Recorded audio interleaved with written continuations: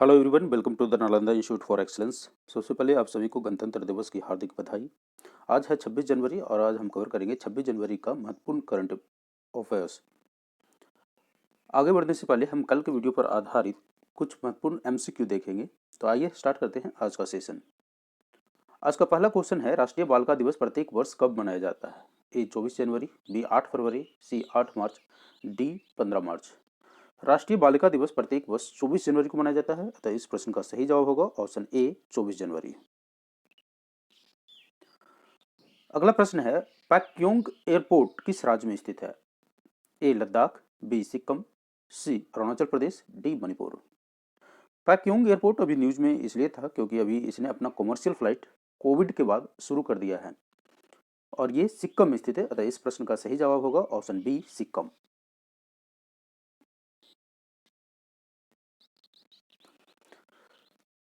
अगला प्रश्न है, तोसली नेशनल क्राफ्ट मेला का संबंध किससे है? A Faridabad, B Bhubaneswar, C Patna, D Kolkata.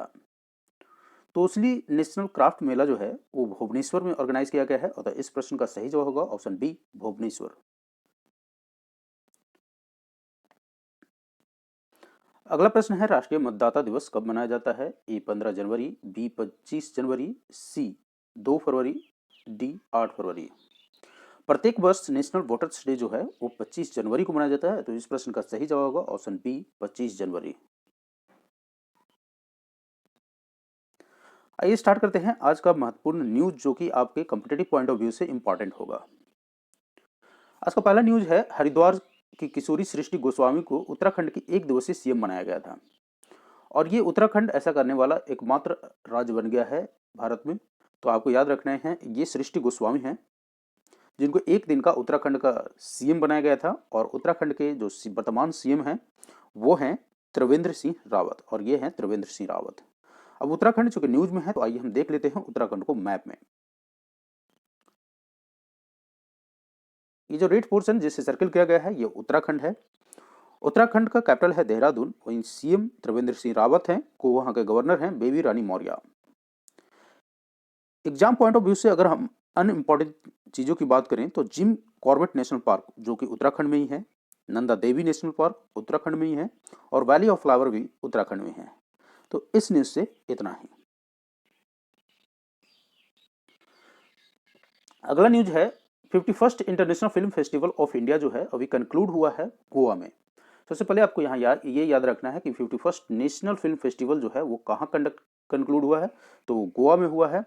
और बेस्ट फिल्म का जो अवार्ड है वो डेनिस, जो गोल्डन पिकॉक अवार्ड जो दिया गया है डेनिस वर्ल्ड वॉर 2 का एक डॉक्यूमेंट्री है इनटू द डार्कनेस को बेस्ट फिल्म का अवार्ड दिया गया है, अर्थात गोल्डन पिकॉक अवार्ड से नवाजा गया है। इसमें बहुत सारे अवार्ड हैं, हम सारे अवार्डों को कवर नहीं कर रहे हैं, जो आपको एग्जाम पॉइंट ऑफ व्यू से इंपॉर्टेंट था उसे मैंने कवर कर दिया। आप डिटेल्स के लिए इसके न्यूज को आप फॉलो कर सकते हैं। क्योंकि गोवा न्यूज में है तो हम देख लेते हैं गोवा को मैप पर। You can see here in the circle, it's a Goa. और जो गोवा है वहाँ के सीएम है प्रबोध सावंत, वहाँ के गवर्नर हैं भगत सिंह कस्योरी। गोवा का कैपिटल है पणजी। अगर हम मेजर रिवर की बात करें तो वहाँ दो मेजर रिवर है, जुआरी रिवर और मंडोवी रिवर। बहुत फेमस रिवर है जुआरी रिवर और मंडोवी रिवर। फिर से रिपीट कर रहा हूँ, जुआरी रिवर और मंडोवी रिवर गोवा में स्थित है।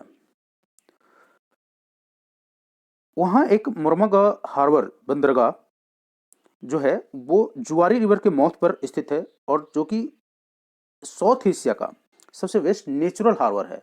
तो आपको इसे भी याद रखना है, मुर्मुगांव हार्बर जो है वो जुआरी रिवर के माउथ पर स्थित है और साउथ एशिया का वेस्ट नेचुरल हार्बर है। हार्बर दो तरह के होते हैं, आर्टिफिशियल हार्बर और नेचुरल हार्बर। कंपिटेटिव पॉइंट से अगर हम अन्य चीज़ों की बात करें गोवा की, तो दूध सागर वाटरफॉल जो है काफ़ी फेमस वाटरफॉल है, जो कि भगवान महावीर सेंचुरी और मोलेम नेशनल पार्क में स्थित है।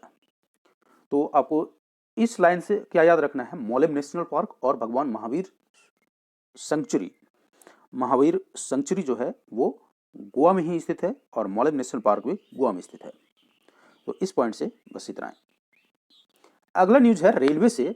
भारतीय रेलवे की सबसे लंबी रेलगाड़ी जो मालगाड़ी है वासुकी सबसे पहले तो आपको ये याद रखना है कि भारतीय रेलवे की सबसे लंबी मालगाड़ी कौन है, तो वो उसका नाम है वासुकी। और अगर पैसेंजर ट्रेन की बात करें तो वो है विवेक एक्सप्रेस। अब ये न्यूज में क्यों था, क्योंकि छत्तीसगढ़ में south eastern central railway zone ने लगभग 3.5 किलोमीटर की इकाई के रूप में मालगाड़ियों के 5 रेक जोड़कर सबसे लंबी रेल मालगाड़ी की सफलतापूर्वक संचालन किया है, जो कि इसने अपना खुद का रिकॉर्ड को ब्रेक किया है। और ये छत्तीसगढ़ में किया है, तो चूंकि छत्तीसगढ़ न्यूज में है तो हम देख लेते हैं छत्तीसगढ़ को मैप पर।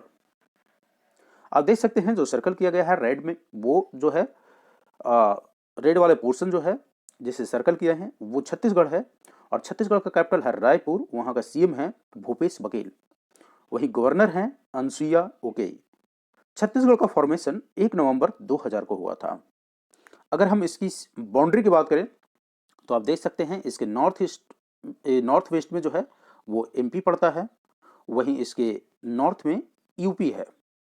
अगर हम नॉर्थ ईस्ट की बात करें तो ये झारखंड है, वहीं साउथ ईस्ट की बात करें तो ये उड़ीसा है, साउथ में इसका तेलंगाना और आंध्रा पड़ता है, वहीं साउथ वेस्ट में इसके महाराष्ट्र पड़ता है।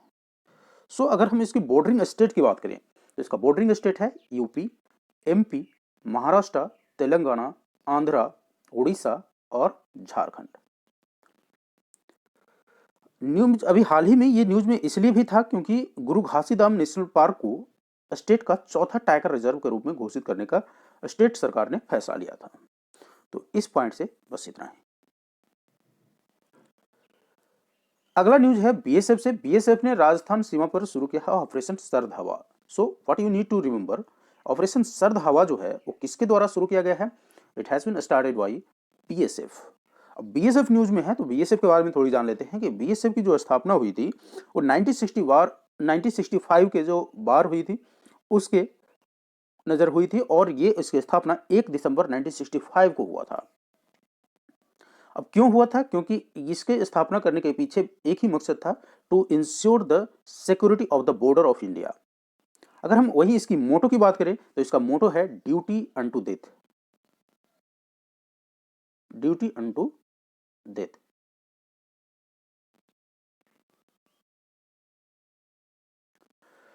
अगला न्यूज है जो काफी एग्जाम पॉइंट ऑफ व्यू से इंपॉर्टेंट है। शिंजो अबे, तरुण गोगोई और Ramvilas Paswan are the among Padma award winners.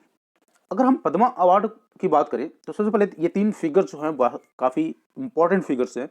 Shinzo Abe जो कि जापान के पूर्व पीएम रह चुके हैं, वहीं तरुण गोगोई और रामविलास पासवान पब्लिक चेहरे थे और केंद्रीय मंत्री और सीएम रह चुके हैं।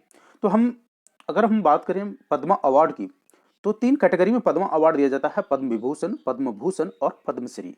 You can see here Padma Bhushan, Padma Vibhushan, Padma Bhushan and Padmashri. Padma Vibhushan award की चूंकि टोटल 119 लोग हैं जिनको ये तीनों कैटेगरी में अवार्ड दिया गया है। We can not cover whole 119 people in this slides. So जो एग्जाम पॉइंट ऑफ व्यू से आपको जो पूछेगा वो पद्म विभूषण अवार्ड और 1-2 पद्म जो भूषण है, पद्म विभूषण और पद्म भूषण अवार्डी को ही आपसे ज्यादा पूछा जाता है। तो हम यहाँ आपको लिस्ट दे दिए हैं पद्म विभूषण अवार्डी का नाम। सबसे पहले श्री शिंजो अबे जो पब्लिक अफेयर्स के फील्ड में इनको दिया गया है और ये बिलोंग करते हैं जापान से। दूसरा श्री एसपी बाला सुब्रमण्यम, आपको पता है इनको पोस्टमसली दिया गया है और ये काफी ही ये फेमस सिंगर थे और इनका संबंध है तमिलनाडु से। सो आप इस तरह से लिस्ट को याद कर सकते हैं। You can pause the video and you can take the screenshot here. These are the list which has been given for the Padma Bhushan awardee. Padma Bhushan awardee में तरुण गोगोई को पोस्टमसली दिया गया है, वहीं रामविलास पासवान को भी पोस्टमसली, और श्री कल्वे सादिक और श्री आपको बता दें कि इसमें केशु भाई पटेल को भी पोस्टमसली ही दिया गया है। तो इस लिस्ट को आप याद कर लें, 1-2 नाम आप पद्म भूषण से, वहीं आपको ये पूरा लिस्ट आपको याद करना पड़ेगा पद्म विभूषण अवार्डी का। अगला न्यूज है डीआरडीओ से। डीआरडीओ ने आकाश एनजी मिसाइल को सक्सेसफुली टेस्ट कर लिया है। अब आपको यहाँ ये याद रखना है सबसे पहले ये चीज कि जो एनजी है, what the NG means. NG means next generation. Akash NG जो है वो आकाश नेक्स्ट जनरेशन को बिलोंग करता है और ये सरफेस टू एयर मिसाइल है। अब हम इसके फीचर्स की बात करेंगे कि क्या है इसके special features. It has been, सबसे पहले तो ये कि ये इसकी डेवलपमेंट जो है ये डीआरडीओ के द्वारा किया गया है and it can handle multiple targets and destroy manoeuvring target also. Manoeuvring targets जो कि मैनोवर कर रहा हो, like cruise missiles, unmanned aerial vehicles, fighter aircrafts, it can destroy it. अब इसको खास क्या बनाता है, how the Akash next generation is different from the Akash missiles. तो ये डिफरेंट इसलिए है क्योंकि जो पहला आकाश मिसाइल था उसका रेंज था 30 किलोमीटर, वहीं अगर इस आकाश एनजी की बात करें तो इसका रेंज है ऑलमोस्ट 70 किलोमीटर। सो आज के इस वीडियो में बस इतना ही। अगर आपको मेरा वीडियो अच्छा लगे तो इसे लाइक, सब्सक्राइब और अपने दोस्तों को भी शेयर जरूर करें। Thank you.